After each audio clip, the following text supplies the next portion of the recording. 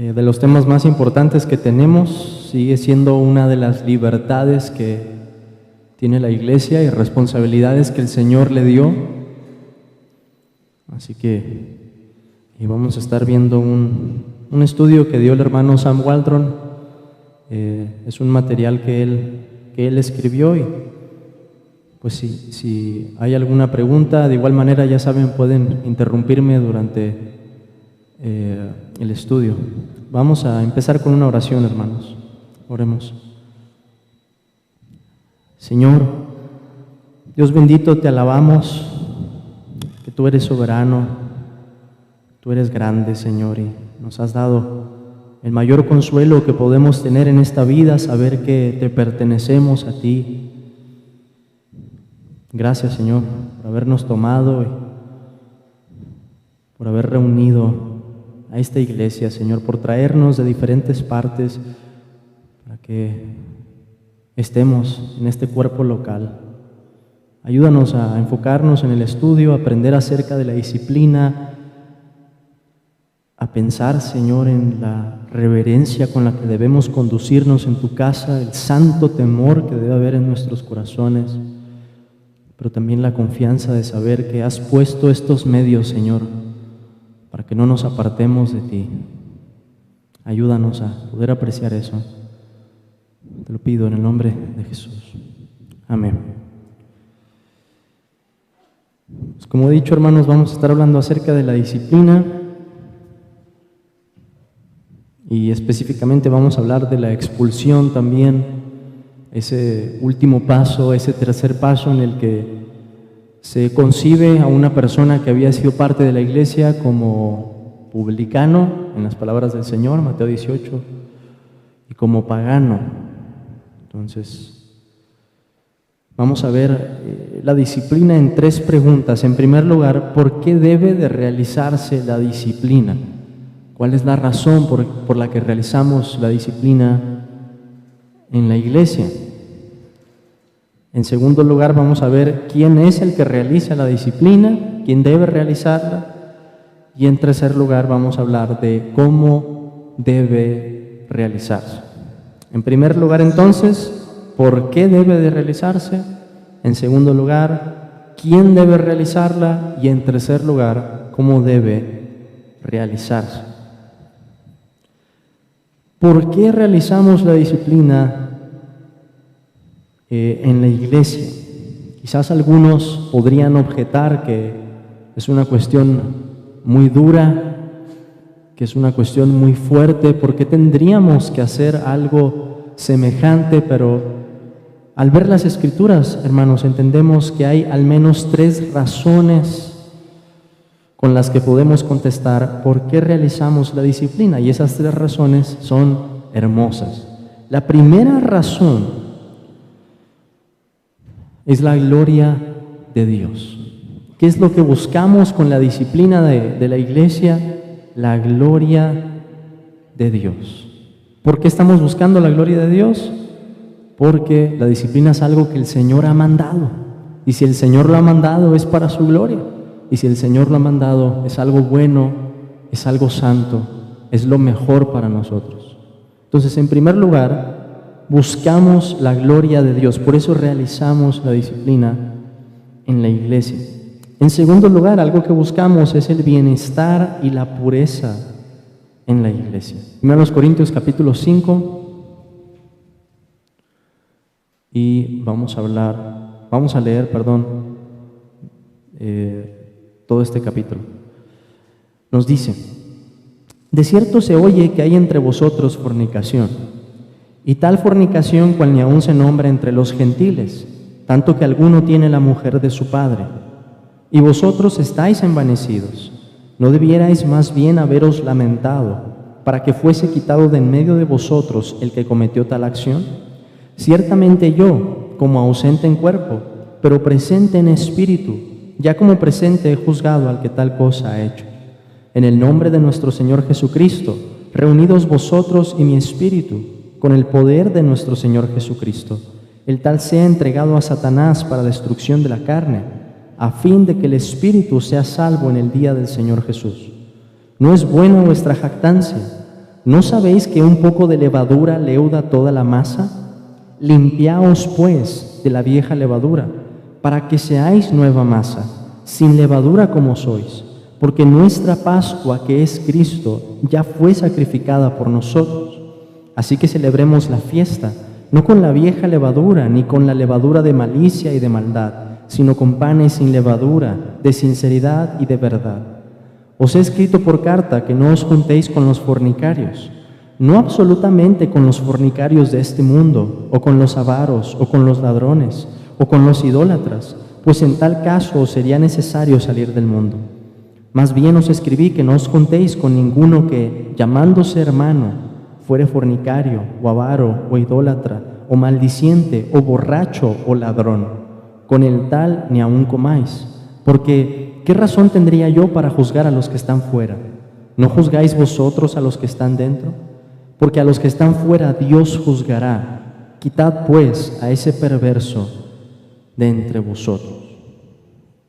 Vamos a ver este texto desde varios ángulos, pero simplemente ahorita quiero decir, hermanos, que aquí encontramos que la disciplina en la iglesia es para mantener el bienestar de la iglesia y su pureza. La iglesia se compara con esa masa y el pecado se compara con la levadura que tiene la capacidad de contaminar, de ejercer una influencia que contamine a la iglesia. Y creo que tenemos esa imagen, hermanos, para que podamos apreciar cuánto puede afectar un poco de levadura, dice el apóstol. Es capaz de leudar toda la masa. ¿Qué ocurre en las iglesias en las que no hay disciplina? Se empieza a tolerar el pecado. No hay pureza en la iglesia. Y después podemos esperar, incluso hay momentos en los que una iglesia puede dejar de ser iglesia y el Señor quita ese candelero, su presencia especial, porque la iglesia no tomó la acción que debía y dejó crecer el pecado. Así es el pecado, es esa influencia que es capaz de extenderse en toda la iglesia. Así que uno de los motivos por los que realizamos la disciplina es para mantener el bienestar de la iglesia y la pureza de la iglesia. Pero en tercer lugar, también tenemos, y lo vemos en este mismo texto, que uno de los objetivos es la restauración espiritual de esa persona que está en pecado. El versículo 5 dice: el tal sea entregado a Satanás para destrucción de la carne, a fin de que el espíritu sea salvo en el día del Señor Jesús. ¿Qué es lo que está diciendo el texto? El apóstol Pablo declara por medio de estas palabras cómo esa persona va a quedar sin la protección de la iglesia. ¿Y qué es lo que podemos esperar? Que quede sujeta a todo tipo de aflicciones, de disciplina de parte del Señor, pero con un motivo: que el espíritu sea salvo en el día del Señor Jesús, dice Pablo. Y eso pues incluye medidas que Dios directamente va a tomar con esa persona. Cuando la iglesia dice: esta persona ya no forma parte de nuestra comunión y queda expulsado por el pecado que ha cometido y por su impenitencia, pues podemos esperar entonces que el Señor trate, y esa debe ser nuestra oración, que el Señor trate con esa persona, y si Él quiere, algún día podamos verla restaurada, podamos verla de regreso. Lo mismo encontramos, hermanos, en la segunda carta a los Corintios, otro de los textos que vamos a ver. Segunda carta a los Corintios, capítulo 2. Tenemos un caso de restauración en el versículo 5, que dice: pero si alguno me ha causado tristeza, no me la ha causado solo a mí, sino en cierto modo, por no exagerar, a todos vosotros. Le basta a tal persona esta reprensión hecha por muchos. Así que al contrario, vosotros más bien debéis perdonarle y consolarle, para que no sea consumido de demasiada tristeza, por lo cual os ruego que confirméis el amor para con él. Alguien que había sido disciplinado y ahora regresa arrepentido. ¿Qué dice el apóstol? Restáurenle, perdónenlo, recíbanlo otra vez en la comunión. Y ese es, hermanos, otro de los propósitos de la disciplina. ¿Siempre se logra o siempre ocurre? No. Pero uno de los objetivos es ese, uno de los deseos es que ocurra esto. Entonces, ¿por qué debe realizarse la disciplina? En primer lugar, por la gloria de Dios. Es algo que Él manda, y si lo manda es entonces para su gloria. En segundo lugar, porque esto preserva, mantiene la pureza y el bienestar de la iglesia. Y en tercer lugar, otra de las razones es para que el ofensor, el pecador, sea restaurado al final de este proceso. En segundo lugar, vamos a ver quién debe realizar la disciplina. Si bien el liderazgo de los ancianos de la iglesia es algo necesario, el énfasis de los pasajes clave recae sobre el hecho de que la disciplina en la iglesia debe ejecutarse por una acción de la asamblea formal de la iglesia. Y esto es parte de lo que habíamos visto en la confesión, hermanos, en el capítulo 26, párrafo 7, que nos dice: a cada una de estas iglesias así reunidas, el Señor, conforme a su voluntad declarada en su palabra, ha dado todo el poder y autoridad en cualquier sentido necesario para realizar el orden en la oración y en la disciplina que Él ha instituido para que lo guarden, juntamente con mandatos y reglas para el ejercicio propio y correcto y la ejecución de dicho poder. La confesión nos dice entonces que es parte de la autoridad de la iglesia.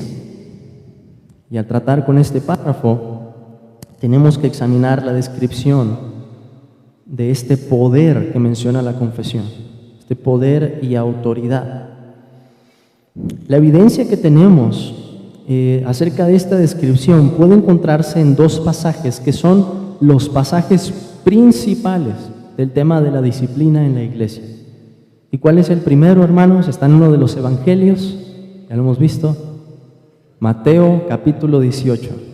Muy bien. Mateo capítulo 18, versículo 15.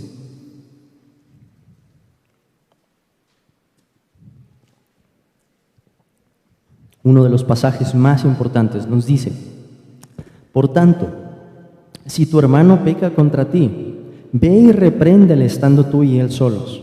Si te oyere, has ganado a tu hermano. Mas si no te oyere, toma aún contigo a uno o dos, para que en boca de 2 o 3 testigos conste toda palabra. Si no los oyere a ellos, dilo a la iglesia. Y si no oyere a la iglesia, tenle por gentil y publicano. De cierto os digo que todo lo que atéis en la tierra será atado en el cielo, y todo lo que desatéis en la tierra será desatado en el cielo. Otra vez os digo que si 2 de vosotros se pusieren de acuerdo en la tierra acerca de cualquiera cosa que pidieren, les será hecho por mi Padre que está en los cielos. Porque donde están 2 o 3 congregados en mi nombre, allí estoy yo en medio de ellos. Hemos visto entonces ya los dos pasajes. Ahorita leímos primero a los Corintios capítulo 5 y ahora estamos en Mateo 18. ¿Qué podemos decir a manera de resumen de la evidencia que encontramos en esos dos pasajes? En primer lugar, hermanos, quiero que noten que el destinatario de este poder es la iglesia local. ¿Cuál es el último paso en la disciplina? Si no los oyere a ellos, dilo a la iglesia. Es la última instancia.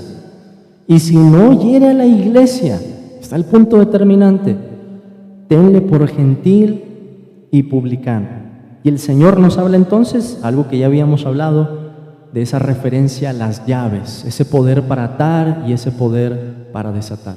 ¿Quién es el destinatario entonces específico que recibe ese poder?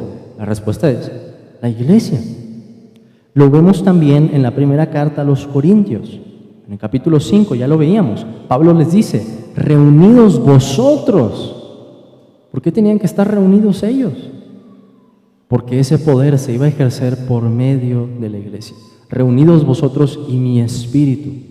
Una asamblea, la iglesia reunida en un acto formal para expulsar a una persona. Pero tanto en Mateo 18 como en 1 Corintios 5 vemos que el destinatario para ejercer ese poder, en su última instancia o para expulsar a una persona ya, le corresponde a la iglesia local. En segundo lugar, encontramos también su completa suficiencia. Y esto, hermanos, por la mención de las llaves del reino en Mateo capítulo 18 y en primera los Corintios también capítulo 5. De nueva cuenta, ¿quién es o a quién está dirigido el mandato de quitar a ese hombre perverso que estaba entre ellos? A la iglesia. O sea, la iglesia no iba a requerir de algún concilio extraeclesiástico o de algún sínodo o de algunas otras formas de organización de las que hablan otros movimientos, otras denominaciones en el cristianismo. No, estamos diciendo, aquí es la iglesia local la que realiza esta acción y a quien se le encomienda, como Pablo dice en 1 Corintios 5, quiten pues a ese perverso entre ustedes. Pablo no lo iba a hacer. Pablo ya les había dicho o había dado su sentencia, pero ¿quiénes tenían que quitarlo de la comunión? La iglesia en Corinto. En tercer lugar, tenemos ese origen reiterado de este poder. ¿De dónde viene ese poder, hermanos, para que la iglesia pueda expulsar a una persona? El Señor Jesucristo. Lo vemos en Mateo 18. Porque donde están 2 o 3 congregados en mi nombre, allí estoy yo en medio de ellos. Y la referencia en el contexto inmediato es que Cristo, hermanos, está respaldando lo que la iglesia en la asamblea formal dijo. Que cuando en un acto formal de disciplina la iglesia dice, esta persona no se ha arrepentido, está impenitente y vamos a echarlo fuera, Cristo mismo está respaldando con su propia autoridad esa decisión. Lo mismo vemos en 1 Corintios 5. Pablo hace esta mención y dice en las siguientes palabras: en el nombre de nuestro Señor Jesucristo, reunidos vosotros y mi espíritu con el poder de nuestro Señor Jesucristo. Ahí está el origen. Entonces la iglesia, no es que la iglesia tenga el poder en sí misma como para ejercer ese acto. Ese poder viene directamente de Cristo, que ha encargado a la iglesia el ejercicio de la disciplina. En cuarto lugar, tenemos el propósito definido, un propósito, hermanos, de este poder que incluye hasta la excomunión de un miembro de la iglesia. Si no los oyere a ellos, dilo a la iglesia, y si no oyere a la iglesia, tenle por gentil y publicano. Además de ese propósito definido para poder limpiar, o en las palabras del apóstol Pablo en 1 Corintios, para limpiarnos de esa levadura, encontramos también que la disciplina tiene una ejecución regulada. La confesión lo dice en otras palabras, lo veíamos ahorita, que la iglesia también ha recibido mandatos y reglas para el ejercicio propio y correcto y la ejecución de dicho poder. Dios ha establecido ese proceso, ¿sí, hermano? Pero simplemente quiero que noten ahorita que hay reglas especiales. El Señor nos da un proceso. Mateo capítulo 18 tiene 3 etapas, se distingue, hay un método cómo hacerlo. Tito 3:10 también nos da otro proceso para los hombres que causan divisiones. ¿Qué dice? Después de 1 y 2 amonestaciones, deséchalo.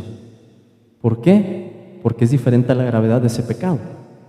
Y si tenemos un pecado que puede estar dividiendo la iglesia, imagínense, igual quien enseñando una herejía no puede recibir la misma tolerancia que recibiría alguien que a lo mejor dijo una mentira u otro pecado, porque ese pecado puede poner en peligro la unidad de la iglesia. Pero quiero que noten que hay un trato metódico, hay una ejecución en la que el Señor nos ha dicho, estas son las reglas, se va a hacer de esta manera. Lo vemos en Mateo 18, lo vemos en 1 Corintios capítulo 5 e incluso lo vemos para esa restauración en 2 Corintios capítulo 2. En un sentido, hermanos, ¿cuál es el único pecado que no deja que una persona regrese a la comunión de la iglesia? ¿Cuál es? Escucho murmullos, pero... Ok, la blasfemia contra el Espíritu Santo. Si está la blasfemia contra el Espíritu Santo, la persona no va a querer regresar, muy probablemente, ¿verdad? Pero ¿qué hay en la blasfemia contra el Espíritu Santo? La impenitencia, ese es mi punto. Una persona que comete la blasfemia contra el Espíritu Santo ha caído en impenitencia. Su corazón se endurece de tal manera que ya no va a atender a ninguna razón de la palabra. Pero noten, hermanos, que podría ser un pecado pequeño. Ahora un hermano dijo una mentira, quizá no causó mucho daño, pero se le confronta y no se arrepiente. No se arrepiente. Y no se arrepiente, y no se arrepiente, va a ser expulsado. Y podemos tener una persona, por otro lado, quizás cayó en fornicación, pero le decimos y se arrepiente. ¿Qué hizo la diferencia allí? Que la persona se arrepintió y que la otra persona no se arrepintió. Entonces, en última instancia, el pecado que estorba o que provoca al final que la persona no pueda regresar es la impenitencia, que la persona diga, no, yo no lo hice, es tan mal, o sí lo hice, pero no fue pecado, o sí lo hice, pero no me voy a arrepentir. Ese es el mayor problema al que nos enfrentamos en la disciplina. Ahora, en tercer lugar, hermanos, ¿cómo debe realizarse? Y vamos a ver una serie de puntos aquí. En primer lugar, y es algo que ya hemos dicho, debe realizarse por el bien y la restauración del ofensor. ¿Y qué nos dice eso? Veíamos ahorita 1 Corintios 5:5, a fin de que el espíritu sea salvo en el día del Señor Jesús. Y leíamos también en 2 Corintios capítulo 2 acerca de cómo debían recibir a esa persona, debían perdonarla y restaurarla a la comunión. ¿Qué quiero decir con esto? Que debe existir una preocupación amorosa por la persona y una oración sincera por su arrepentimiento. Y estamos hablando aquí de motivación. Motivación. Hay una manera en que debe realizarse y esa manera incluye la motivación que debe haber en nuestro corazón. Que esa persona sea restaurada, que esa persona se arrepienta. Mostrar el amor de esa manera, ¿sí, hermano? Entonces, vuelvo otra vez, debe existir esa preocupación amorosa y una oración sincera por su arrepentimiento. En segundo lugar, tiene que ejecutarse mediante el voto mayoritario de la iglesia. ¿Por dónde o por qué razón sabemos o podemos deducir esto? En primer lugar, porque en Mateo 18 se nos dice, si no los oyera a ellos, dilo a la iglesia. Y si no oyera a la iglesia, tenle por gentil y publicano. ¿Y quién va a decir ahí si la oyó o no? Pues la iglesia va a reconocer y va a decir, recibió lo que le estamos diciendo y se arrepintió. O no lo recibió y por tanto queremos expulsarlo. Pero otro de los textos, hermanos, que nos dice esto con la mayor claridad es 2 Corintios, capítulo 2, versículo 6.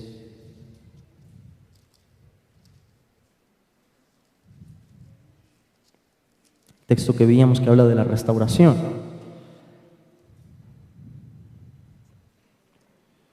Dice, le basta a tal persona esta reprensión hecha por muchos, como puede traducirse también de manera interesante esa palabra muchos como la mayoría, los muchos. ¿Qué fue lo que pasó? Cuando llega el reporte del apóstol Pablo a la iglesia, estoy pensando que este es el mismo caso de 1 Corintios 5, pero de cualquier manera la iglesia dice, efectivamente, esta persona no se ha arrepentido, vamos a expulsar. Y la iglesia emite un voto para eso. Ahora, ¿tiene que haber unanimidad en eso? No necesariamente, no necesariamente. Hermanos, somos un mundo, a veces podemos tener opiniones encontradas, diferentes, pero si hay una evidencia clara del pecado y de la impenitencia de esa persona, ¿y qué les había dicho? Que sea por testimonio una persona que lo vio, lo oyó o está por escrito lo que hizo, y no se arrepiente. En el momento de la expulsión, si la mayoría está de acuerdo, los que no están de acuerdo tienen que aprender a someterse. Porque la autoridad de la iglesia, hermanos, no se ejerce en privado, se ejerce como un todo, como un cuerpo. Entonces, si hay mayoría y es claro el pecado, los que dicen, yo no creo que deberían expulsarlo en este momento, deben de someterse y decir, esto es lo que decidió la mayoría y yo voy a caminar junto con mi iglesia.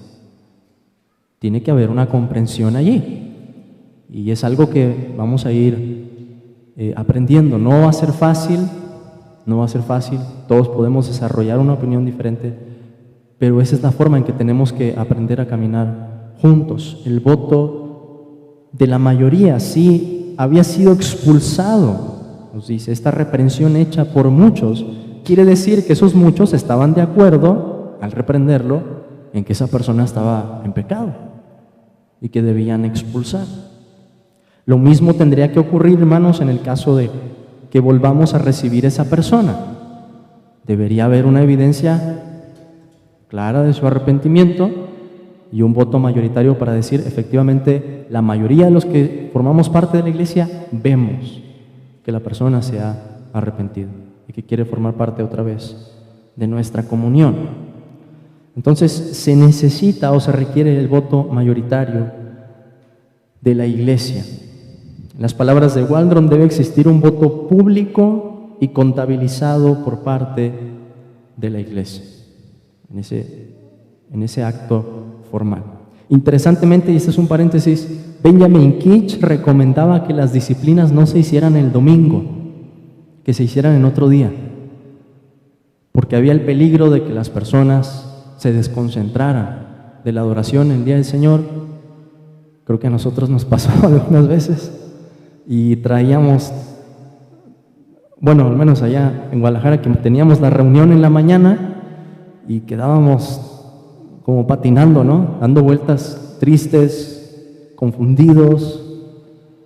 Benjamin Keach recomienda que se haga en otro día que no sea el domingo. Ese era solo un paréntesis, hermanos, que puede contribuir al orden de la iglesia, pero debe ejecutarse entonces por el voto mayoritario de la iglesia. Le preguntaron allá en Guadalajara al doctor Waldron si hubo algún caso en el que la iglesia tuviera diferencias de opinión de si debían disciplinar a una persona o no.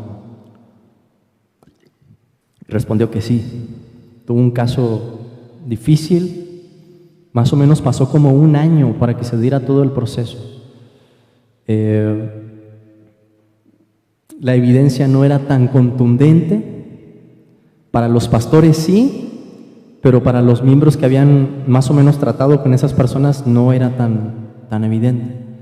Entonces lo que pasó fue que tuvieron que esperar, fue un caso que terminó llegando a un juicio legal, y en ese momento del juicio legal, varios meses después, allí empezó a salir información por las declaraciones que tienen que hacer delante del juez, que ya les permitió tomar una decisión en la que estuvieran convencidos la mayoría. Entonces, es difícil y puede haber todo tipo de situaciones que hagan que sea más complejo ese procedimiento, ¿no? Pero hay que tener en cuenta eso. Se necesita ese acuerdo de la mayoría para poder ejercer una acción de esa magnitud. Claro que en el caso de ciertos pecados, hermanos, como lo veíamos en las divisiones, Tito 3:10, o ciertos pecados que por su naturaleza gravosa pueden causar un problema, se puede tomar una decisión más rápido. Si alguien por aquí de repente, no sé, se parara y comenzara a interrumpir la predicación y a decir que somos unos herejes, o somos falsos profetas, o no somos cristianos, pues no tendríamos que esperar al voto mayoritario para decir, pues saquen a ese hombre, ¿verdad? Entonces hay que tener en cuenta cómo aplicar estos principios. Y por último, hermanos, quiero que vean que esto debe hacerse de forma metódica y paciente, y no de forma apresurada o precipitada. El punto de Mateo 18 no escuchó a la primera, pues rápido llamo a mis testigos. No escuchó a la segunda, pues rápido lo pasamos a la iglesia. Ese no es el punto. No son 3 strikes. O sea, el punto de lo que está diciendo Cristo es que hay un método. Y ese método implica paciencia, que vamos a hacer las cosas con orden, que vamos a detenernos, que vamos a ir de manera cuidadosa, viendo cómo la persona responde. ¿Está entendiendo o no está entendiendo? ¿Lo sabía o no lo sabía? Quizás era un pecado que ni siquiera podía ver. La persona lo reconoce. Okay. Si no lo reconoce, ¿qué tanto tiempo tenemos que esperar para llamar a los testigos? No hay ninguna regla escrita. ¿Cómo podemos saber entonces qué hacer? Bueno, debemos guiarnos por el amor, por la prudencia, por los principios que encontramos en la Escritura, por el sentido común, un sentido común que Dios santifica para decir, yo siento que ya debería decirle con otros hermanos, porque su actitud es muy mala y se enoja. Cuando saco el tema otra vez, se enfurece. Ok, pues ahora sí, con mucho temor decir, voy al segundo paso. Y aquí quiero explicar, hermanos, debería existir la confianza para que en ese proceso una persona pueda decir, yo quisiera consultarlo con el pastor. Porque ¿a quién le consultaríamos, hermanos, si tenemos una duda de algo que es espiritual? Es algo que se asume. Pues muy probablemente al pastor. Benjamin Kinch reprende el hecho de que haya personas que cuando ven a un hermano cometer pecado, lo anden divulgando. Pero hay una diferencia entre hacer eso y decir, hermano, tengo dudas, ¿debería exhortar a fulanito? Y si la respuesta es sí, pues el hermano, en este caso ahorita que estoy yo, te voy a decir, hermano, tienes que ir y hablarlo tú. Tienes que hablarlo tú. Tienes que tratar eso tú. Tú lo viste, tú lo escuchaste, habla con él. Pero debe existir esa confianza, hermanos, esa confianza. Obviamente después de que pasan los 2 o 3 testigos, necesariamente tendrían que avisarle al pastor para decir, pastor, hemos hablado con fulanito y no ha respondido y creemos que en este punto es necesario traer esto delante de la iglesia. ¿Por qué? Vamos a ver que una de las responsabilidades del pastor es convocar a las reuniones y decir, hermanos, ocurrió esto, esta es la evidencia, y entonces llegar a ese último paso, ¿no? Pero el punto es ese, hermanos, es algo con paciencia, es un proceso metódico, no es algo arrebatado, decir, no se arrepiente, vamos por los testigos ahorita, o ahorita lo vamos a decir a la iglesia y vamos a empezar a divulgarlo porque hay que cortar rápido este problema. No, un trato metódico, paciente, amoroso. Esto se asume, hermanos, en esos pasos que la iglesia toma antes de la excomunión. Incluso piénsenlo así, cuando una vez que esta información llega a la iglesia, también va a pasar un tiempo que la iglesia va a esperar y va a decir, vamos a ver la respuesta del hermano, de la hermana. O sea, no puede ser algo de decir, ya en 2 semanas vamos a expulsar a tal persona. No, tiempo. Es mejor tomar una buena decisión, aun si decimos, pues a lo mejor fuimos demasiado cuidadosos, pero estamos bien seguros al final del proceso y la persona quedó expulsada, que haberlo expulsado antes y arrepentirnos y decir, no le dimos chance, no esperamos. Ahí como que tenía cierta actitud, como que sí lo estaba recibiendo y como que no, y de repente ya le dijimos, expulsado. No, un trato paciente. Además, Waldron dice que esto se asume en el paso preliminar a la suspensión de los privilegios de la membresía de la iglesia. ¿Qué significa eso? Imagínense que una persona llega a esa tercera etapa y su pecado se dice a la iglesia. ¿Qué debería estar haciendo la persona en ese momento? Imagínense que estaba en un ministerio, tenía una responsabilidad a cargo. ¿Debería seguir en ese ministerio?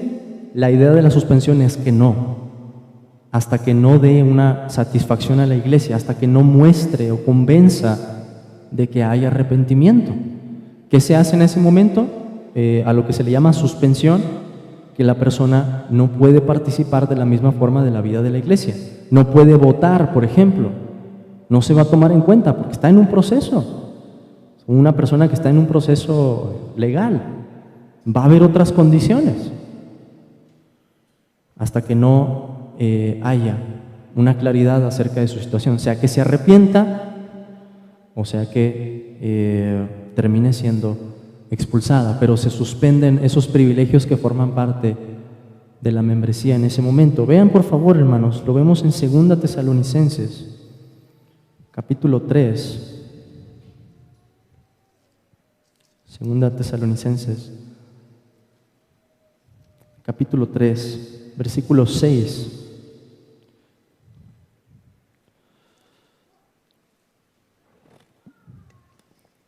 Dice el apóstol Pablo: pero os ordenamos, hermanos, en el nombre de nuestro Señor Jesucristo, que os apartéis de todo hermano que ande desordenadamente, y no según la enseñanza que recibisteis de nosotros, porque vosotros mismos sabéis de qué manera debéis imitarnos, pues nosotros no anduvimos desordenadamente entre vosotros, ni comimos de balde el pan de nadie, sino que trabajamos con afán y fatiga día y noche, para no ser gravosos a ninguno de vosotros, no porque no tuviésemos derecho, sino por daros nosotros mismos un ejemplo para que nos imitaseis.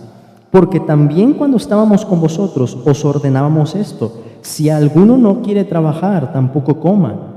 Porque oímos que algunos de entre vosotros andan desordenadamente, no trabajando en nada, sino entrometiéndose en lo ajeno. A los tales mandamos y exhortamos por nuestro Señor Jesucristo, que trabajando sosegadamente coman su propio pan. Y vosotros, hermanos, no os canséis de hacer bien. Si alguno no obedece a lo que decimos por medio de esta carta, a ese señaladlo, y no os juntéis con él, para que se avergüence.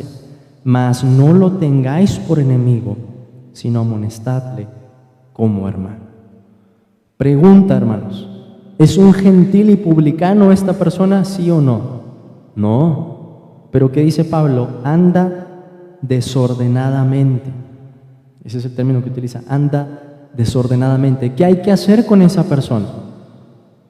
Señalarla. Eso tiene que pasar a la iglesia. Todavía no como una razón suficiente para que sea expulsada. Tal vez porque la gravedad de su pecado no es tan grande. Pero ¿qué es lo que va a pasar en esa ínter? Queda suspendida de los privilegios. Pablo decía que si no trabajaban tampoco comieran.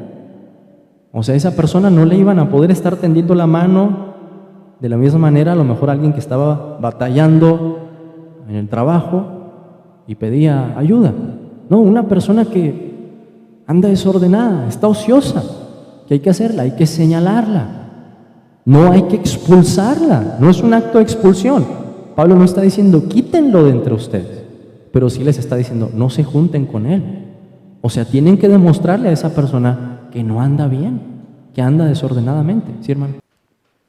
Santiago 5:19, que nos dice: hermanos, si alguno de entre vosotros se ha extraviado de la verdad y alguno le hace volver, sepa que el que haga volver al pecador del error de su camino salvará de muerte un alma y cubrirá multitud de pecados. ¿Qué es lo que eso debería provocarnos a decir? Vamos a buscar a esa oveja que se descarrió. Esa es la actitud, hermano, incluso que se menciona antes de Mateo 18, cuando el Señor Jesús dice que si a un pastor se le pierde una de las 100 ovejas que tiene, es justo lo que aparece antes de la disciplina. Pues ¿qué hace el pastor? Deja las 99 y va a buscar a esa que se descarrió. Esa debe ser también nuestra actitud en la disciplina, de cada miembro de esta iglesia. Si vemos una persona que se está extraviando, de dolernos en nuestro corazón y decir, vamos a ir a buscar a esa persona.